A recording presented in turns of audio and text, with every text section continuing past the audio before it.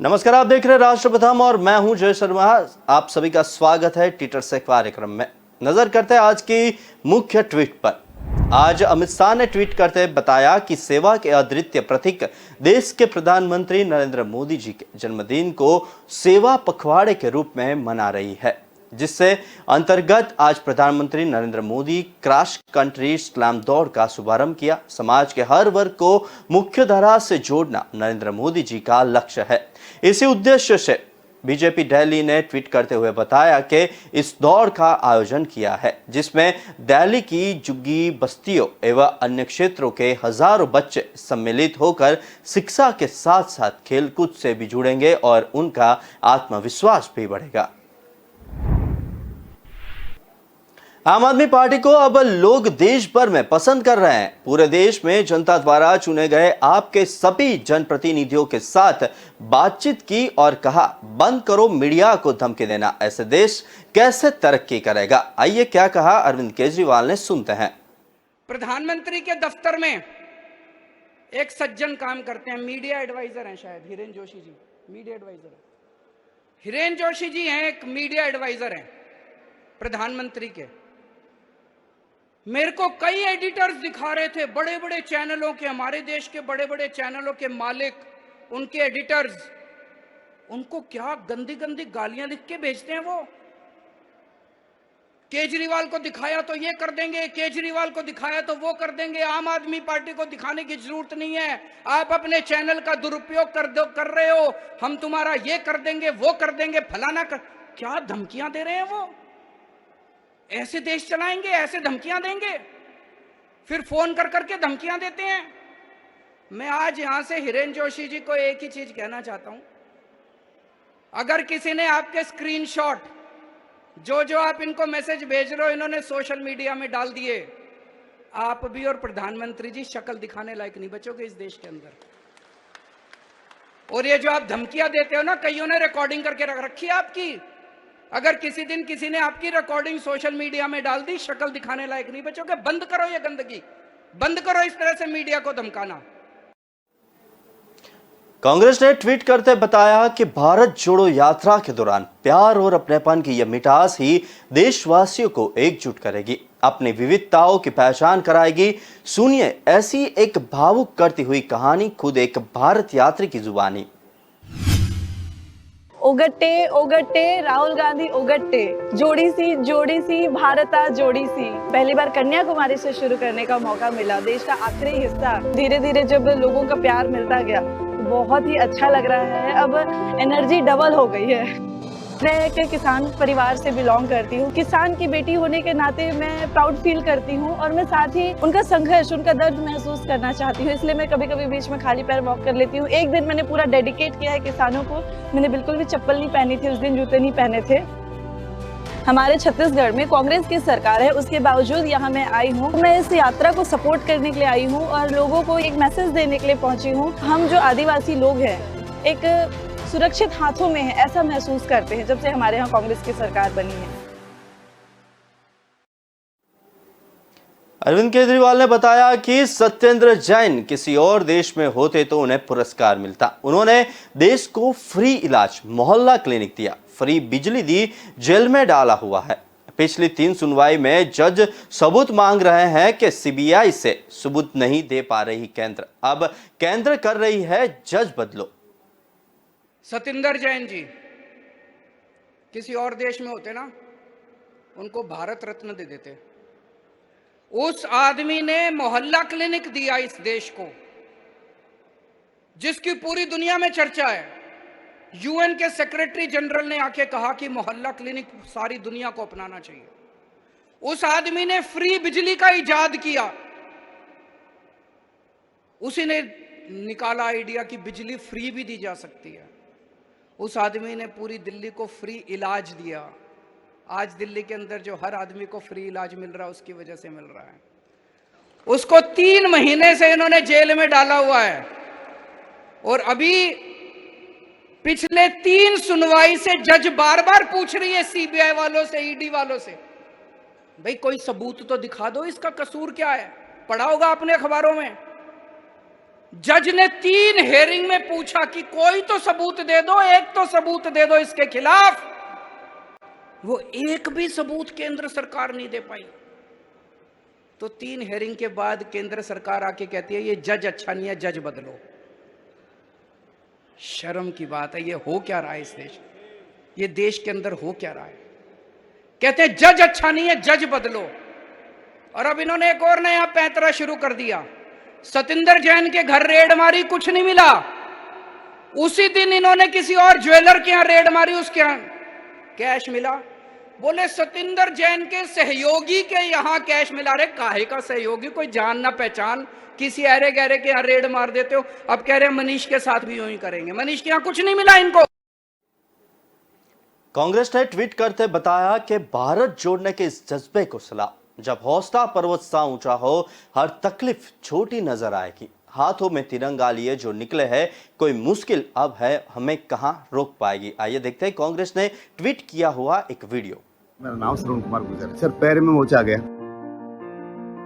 मेरे को खूब बोला गया कि एमसी का आप जो आराम कर लो 2 दिन, लेकिन मेरा ऐसे लगता है कि मैं बहुत अनर्थ कर रहा हूँ, बहुत अपराध कर रहा हूँ। अगर मैं रुक गया या बैठ गया कहीं तो मैं मेरे साथ बहुत बड़ी गद्दारी कर। पीपी हॉस्पिटल में गया मैं, वहाँ पूरी टीम आई मेरे को देखने के लिए और हमसे पैसा भी नहीं ले। 1 घंटे तक मेरा ट्रीटमेंट किया। उन्होंने ये कहा कि हम भारत जोड़ो यात्रा का समर्थन करते हैं, इसलिए हम आप भारत यात्री, आपसे कोई पैसा नहीं लेंगे। आदि शंकराचार्य, महात्मा गांधी और भगवान राम ने भी यही तपस्या की थी। उसका रिजल्ट तो बाद में मिला, लोगों ने बाद में स्वीकार किया, लेकिन उसका आज बेनिफिट मिल रहा है हिंदुस्तान को। आदि शंकराचार्य, महात्मा गांधी और भगवान राम का अनुसरण करते हुए हम ये यात्रा कर रहे हैं रावल जी के नेतृत्व।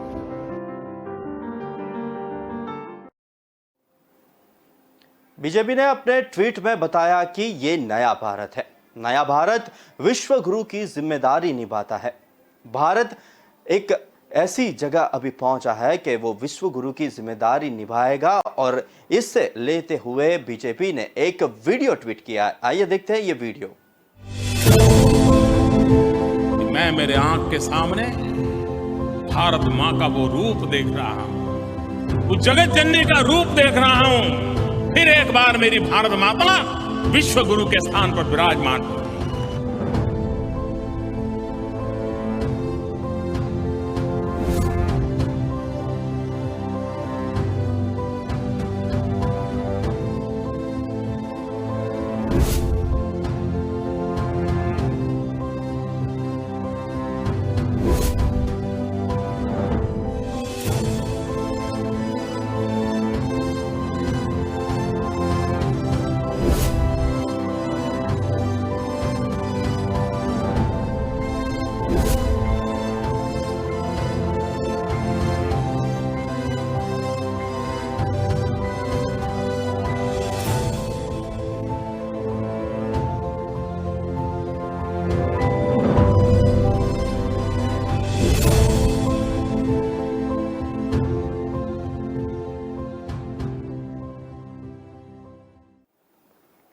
संजय सिंह आजाद राष्ट्रीय जनप्रतिनिधि सम्मेलन में बीजेपी के ऑपरेशन लोटस के खिलाफ रखा प्रस्ताव। सरकार गिराने में विदेशी हमले से ज्यादा खतरनाक भारत का सबसे बड़ा स्कैम, महंगाई का सबसे बड़ा कारण जनता से टैक्स लूटकर एमएलएस की खरीद, इन पर राष्ट्रद्रोह का मुकदमा हो।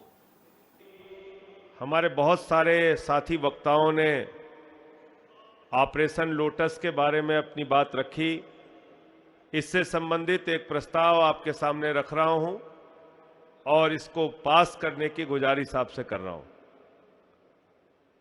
भारत का ऑपरेशन लोटस भाजपा का चलाया गया आजाद भारत पर सबसे बड़ा हमला है।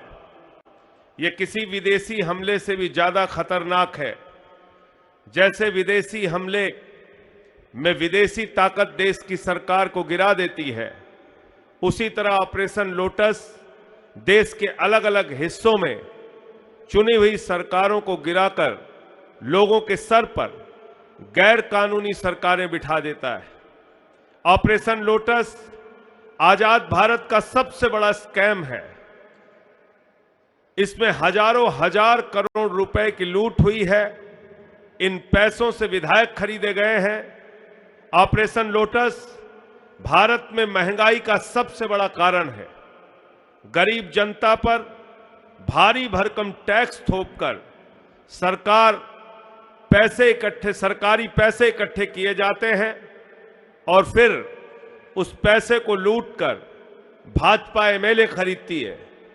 ऑपरेशन लोटस करने वाले लोग देश के गद्दार हैं। इनके खिलाफ राष्ट्रद्रोह के मुकदमे चलाकर इन्हें काला आजीवन कारावास की सजा मिलनी चाहिए। ये प्रस्ताव है, इसका अगर आप लोग समर्थन करते हैं तो हाथ उठा के अपना समर्थन करें इस प्रस्ताव को। और पूरा सदन इस प्रस्ताव का समर्थन कर रहा है। आप सबका बहुत बहुत धन्यवाद। वक्त हुआ एक छोटे से ब्रेक का, लेते एक ब्रेक।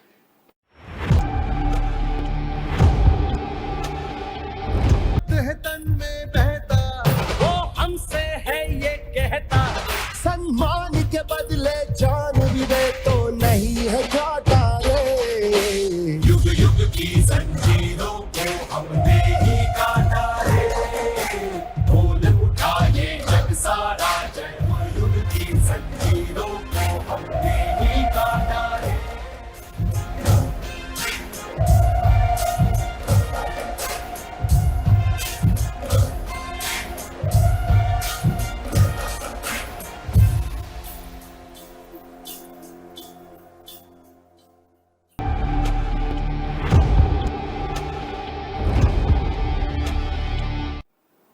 ब्रेक बाद नजर करते हैं आगे की ट्वीट पर। ओवैसी ने ट्वीट करते कहा कि हैदराबाद में निजाम के दौर में एमपी महाराजा किशन प्रसाद थे। उस जमाने में हिंदू और मुस्लिमों में कितनी मोहब्बत थी, आप लोग महाराजा किशन के इस शेर से अंदाज लगा सकते हैं। हैदराबाद में निजाम के प्राइम मिनिस्टर कौन थे? महाराजा किशन प्रसाद कायस थे। उनका तखल्लुस शाद था, जो अंग्रेजी में कहते कि नॉम डी प्लूम। महाराजा किशन प्रसाद का एक शेर आपके सामने पढ़ता हूं। उस जमाने में मोहब्बत देखो हिंदू और मुसलमानों में। महाराजा किशन प्रसाद ने कहा, अपना शेर, एक मशहूर शेर पढ़ा, काफिर हूं कि मोमिन हूं, खुदा जाने मैं क्या हूं। काफिर हूं या मोमिन हूं, खुदा जाने मैं क्या हूं। मैं बंदा हूं उनका जो है सुल्तान मदीना। ये राजा किशन प्रसाद ने लिखा था। बोलो वाजपेयी, ये भी तो बोलो। नहीं बोलेंगे, नहीं सिर्फ कासिम रजवी, इत्तेहादुल मुस्लिमीन, निजाम। अरे ये तारीख तुमको नहीं मालूम हैदराबाद की। केजरीवाल ने कहा कि फ्रीबीज से सरकार घाटे में चली जाएगी। गुजरात पर 3.5 लाख करोड़ का कर्ज, वहां तो कोई फ्री सुविधाएं नहीं दी, तो कर्ज कैसे चढ़ा? सारा पैसा लूट लिया, इसलिए दिल्ली में सब फ्री है, फिर भी कर्ज नहीं चढ़ा। फ्रीबीज देने से गवर्नमेंट घाटे में नहीं जाती है। कहते हैं फ्री भी करने से सरकार घाटे में चली जाएगी, जनता को फ्री की सुविधाएं नहीं मिलनी चाहिए। गुजरात पे 3.5 लाख करोड़ रुपए का कर्जा है। गुजरात सरकार ने तो आज तक कुछ भी फ्री नहीं दिया, फिर ये कर्जा कहां से चढ़ गया जी? फिर तो कर्जा नहीं चढ़ना चाहिए था, उन्होंने तो कुछ भी नहीं दिया फ्री में, तो ये कर्जा कहां से चढ़ गया? सारा पैसा लूट के खा गए, इसलिए कर्जा चढ़ गया। कर्जा फ्रीबी से नहीं चढ़ता, कर्जा लूटने से चढ़ता है। पंजाब के ऊपर अभी हमने सरकार संभाली है, 3.5 लाख करोड़ का कर्जा है। पंजाब को तो कुछ नहीं दिया था पिछली सरकारों ने फ्री में, फिर यह कर्जा कहां से चढ़ गया? देश की हर सरकार के ऊपर लाखों करोड़ों का कर्जा है, उन्होंने तो कुछ भी नहीं दिया था फ्री में, फिर यह कर्जा कहां से चढ़ गया? और दिल्ली वालों को सब कुछ फ्री में मिल रहा है, फिर भी कर्जा नहीं है दिल्ली सरकार के ऊपर।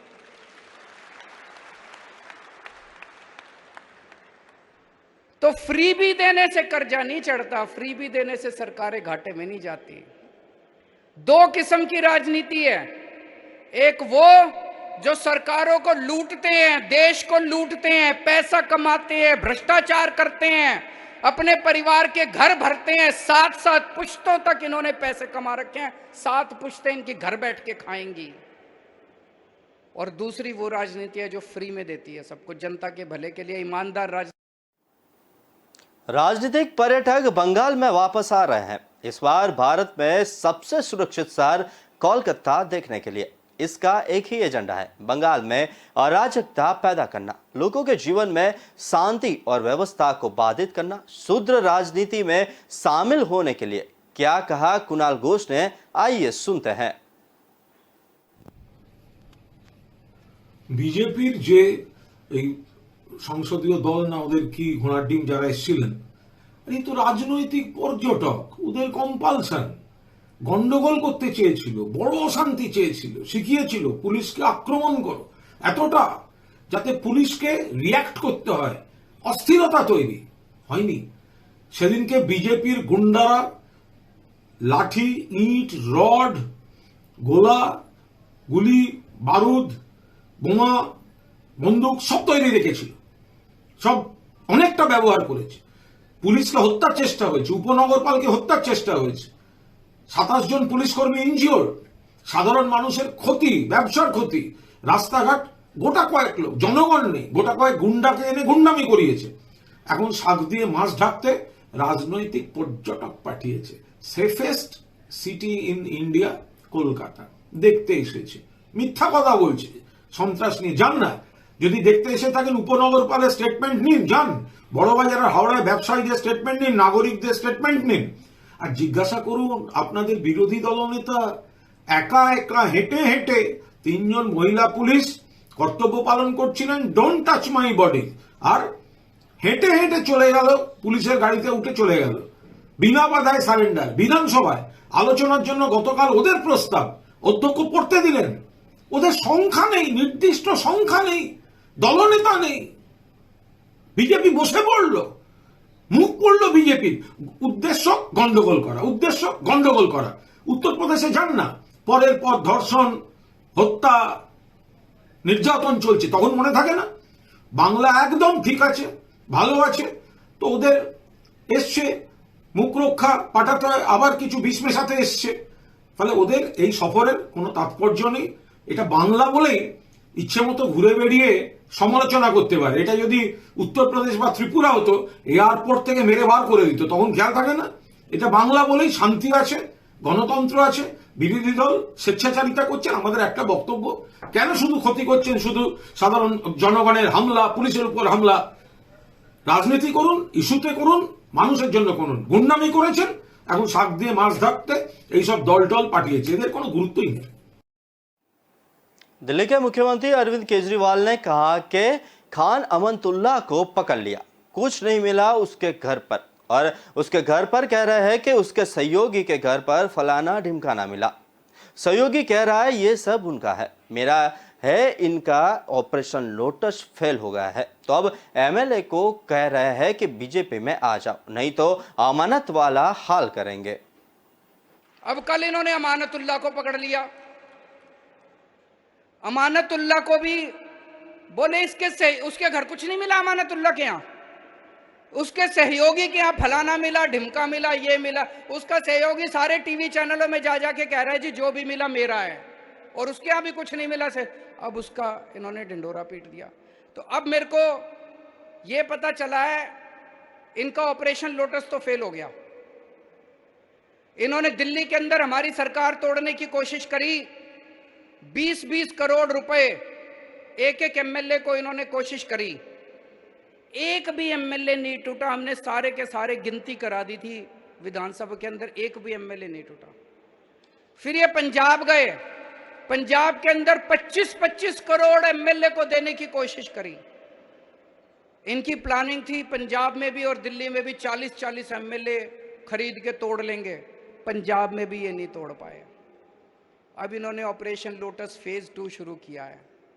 कल से एमएलए के पास फोन आने चालू हो गए, या तो तुम हमारे साथ आ जाओ, नहीं तो तुम्हारा भी वही हाल करेंगे जो अमानतुल्ला का किया था। धमकियां दे रहे हैं, तुम्हारे पीछे भी ईडी छोड़ देंगे, तुम्हारे पीछे भी एसीबी छोड़ देंगे, तुम्हारे पीछे भी। अभी तक तो कोई टूटा नहीं है जी, और मेरे को लगता नहीं कोई टूटेगा। मैंने स्वतंत्रता संग्राम तो नहीं देखा था, मैंने आजादी की लड़ाई तो नहीं देखी थी, मैं स्वतंत्रता सेनानियों से तो नहीं मिला, लेकिन आज आम आदमी पार्टी का एक एक एमएलए जिस तरह से इनका सामना कर रहा है, मैं समझता हूं ये कोई हमारा एक एक एमएलए किसी स्वतंत्रता सेनानी से कम नहीं है। जिस तरह से इनके सामने मुकाबला कर रहा है, लालच का 25-25 करोड़ रुपए त्याग दिए, ईडी की धमकी का कोई फर्क नहीं पड़ रहा, सीबीआई की धमकी का कोई फर्क नहीं पड़ रहा, पैसे त्याग दिए। ये कोई छोटी बात नहीं है, आज के माहौल के अंदर कोई ये छोटी बात नहीं है। संबित पात्रा ने आज प्रेस कॉन्फ्रेंस करते हुए कहा कि दिल्ली के ऊपर लगभग 3000 करोड़ का कर्ज है, जब आप 144 करोड़ रुपए शराब ठेकेदारों का माफ कर देंगे, जिस प्रकार बिजली घोटाला कर रहे हैं, डीटीसी बस में हजारों करोड़ का घोटाला कर रहे हैं, तो ये कर्ज तो होगा ही। केजरीवाल जी, जब किसी राज्य में चुनाव आता है तो अरविंद केजरीवाल की नौटंकी शुरू हो जाती है। वो कहते हैं कि सर्वे आ गया है कि मैं जीत गया हूं। ऐसा ही हिमाचल और उत्तराखंड में बोल रहे थे। आज पता नहीं आम आदमी पार्टी वहां कहां है। अरविंद केजरीवाल का विजन देश बनेगा नंबर 1 को लेखा पीती के उन्होंने एक वीडियो अपलोड किया और लिख किया कि राजस्थान के बाड़मेर में डॉक्टर भरत सरन जी 50 विलेजर्स नामक एक संस्था चलाते हैं, जिसमें वो हर साल गरीब परिवार के 50 बच्चों को फ्री में मेडिकल की तैयारी कराते हैं। भरत जी की तरह देश के 130 करोड़ लोग जब मिलकर देश के लिए काम करेंगे तो भारत दुनिया का नंबर 1 देश जरूर बनेगा।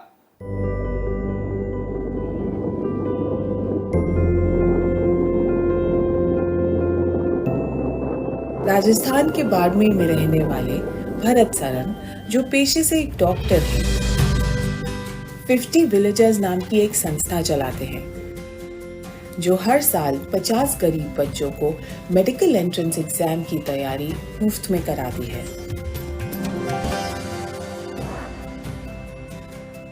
नमस्कार भरत जी, आवाज आ रही है मेरी? सर नमस्कार, प्रणाम। बाड़मेर से आपके बारे में मैंने पढ़ा और बहुत अच्छा लगा। आप लोग जो काम कर रहे हैं वो बहुत बेहतरीन काम है। हम लोग ऐसे बच्चों को पढ़ाए जिसके पास पैसा नहीं हो, सरकारी स्कूल से पास आउट हो। पूरे साल में एक बच्चे पे खर्चा 27 से 30 हजार आता है। ऐसे बच्चों को पढ़ाएंगे जो बाड़मेर जिले के होंगे। हमारे बाड़मेर के अंदर या राजस्थान के अंदर जो सरकारी स्कूल हैं, उनका इंफ्रास्ट्रक्चर जिस लेवल का होना चाहिए वो नहीं है। स्कूलों में फैकल्टी नहीं है। इंग्लिश मीडियम की स्कूल हैं, उन्हीं सरकारी स्कूलों को कन्वर्ट किया गया है, लेकिन इंग्लिश मीडियम जैसा वहाँ माहौल नहीं बन पा रहा है। एक मध्यम वर्गीय परिवार से आने वाले डॉक्टर भरत सरन सामाजिक और आर्थिक रूप से पिछड़े बच्चों की परेशानियां बखूबी समझते हैं। 50 विलेजर्स संस्था की शुरुआत करने के पीछे की प्रेरणा उन्हें इसी बात से मिली है। 50 विलेजर संस्था को परिकल्पना करने के पीछे बचपन के स्कूलों में जो भी हमने अभाव महसूस किए, मार्गदर्शन को और सुविधाओं का अभाव महसूस किया, उस कारण से उसको स्टार्ट कर पाए। बहुत सारे डॉक्टर्स मेरे सीनियर से उनसे डिस्कस किया तो उन्होंने कहा कि हम लोग ऐसे बच्चों को पढ़ाए जिसके पास पैसा नहीं हो, कि डोनेशन की पूरी हम मदद करेंगे। इस तरह से 50 विलेजर संस्था की बनती है। इस समय हमने 50 विलेजर स्टार्ट किया, उस समय मैं MBBS का फर्स्ट ईयर कंप्लीट किया था, मैं सेकेंड ईयर में स्टूडेंट था। कुछ बच्चों ने विश्वास किया। 65 बच्चे मेडिकल कॉलेजों में हैं, उनमें से 15 बच्चे एम्स से MBBS कर रहे हैं, रेलवे में है, एयरफोर्स में है, कोई भी बच्चा बेरोजगार नहीं है। 50 विलेजर्स संस्था ने देश को कई ऐसे टैलेंट्स दिए हैं जो आज अपने अपने क्षेत्र में काम करके देश की तरक्की में अपना योगदान दे रहे हैं। आज 75 साल हो गए देश को आज़ाद हुए और अभी तक हम अपने बच्चों को शिक्षा भी ठीक से नहीं दे पाए। मुझे पर्सनली ये लगता है कि ये एक ऐसी चीज़ है। दिल्ली में जब हमारी सरकार बनी उसके पहले मैं भी एक आम आदमी की तरह NGO चलाता था और मुझे ये लगता था कि ऐसा क्यों है कि स्कूल ठीक नहीं हो पा रहे, सरकारी स्कूल ठीक नहीं हो पा रहे, कुछ ज़्यादा ही मुश्किल होता होगा। लेकिन 5 साल के अंदर हमने जब दिल्ली में स्कूल ठीक कर दिए तो अब मुझे लगता है कि अगर सरकारें चाहें तो सारे देश की सारी सरकारें मिलकर 5 साल के अंदर देश की शिक्षा व्यवस्था को ठीक कर सकती हैं और अंतिम बच्चे तक शिक्षा पहुंच सकती है। और आप ऐसे ही अच्छा काम करते रहें, देश की सेवा करते रहें और युवाओं को इंस्पायर करते रहें। आपको भी सर बधाई दूंगा कि दिल्ली सरकार ने और आपकी सरकार ने राष्ट्र को एक नई उम्मीद दी है कि एजुकेशन और हेल्थ में आपने जो काम किया है वो हमें मोटिवेट भी करता है। बहुत बहुत शुक्रिया, बहुत अच्छा लगा आपसे बात करके। Thank you. देश में लगातार बढ़ रही बेरोजगारी को हराने के लिए हमें एकजुट होने की जरूरत है। हमारा आपस में बटा होना हमें असली मुद्दों से भटकाता है, कमजोर बनाता है। भारत जोड़ो यात्रा आपसी फूट और मनभेद पर हमारी एकता का वार है, बेरोजगारी पर करारा प्रहार है। डिग्री है, नौकरी नहीं है, हम लोग कैसे खाएंगे, कैसे चलेंगे, फैमिली को कैसे संभालूंगा। हम लोग इतना पढ़ाई लिखाई करके हम लोग क्या किया है। सरकारी नौकरी का कोई आगे पीछे कोई लाइन नहीं है, कोई भी रास्ता हम लोग को निकाल के दीजिए।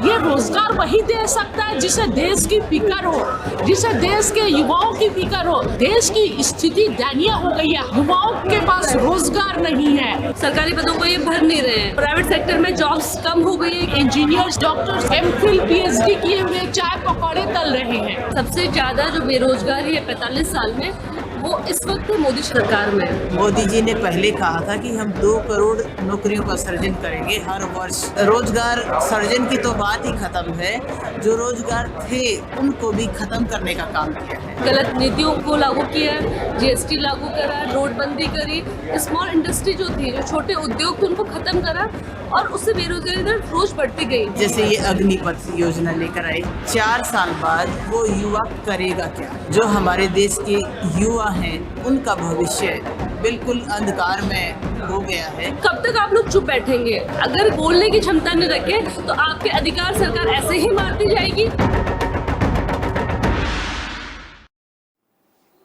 ट्विटर से मैं आज बस इतना ही, पर विस्तार से खबरें पढ़ने के लिए आप हमारे वेबसाइट का भी प्रयोग कर सकते हैं। हमारे वेब का पता है www.kalamkartavya.com। हमारी कलम ही हमारा कर्तव्य है के उद्देश्य के साथ खबरों को आप राष्ट्र प्रथम के साथ देखते रहिए। नमस्कार।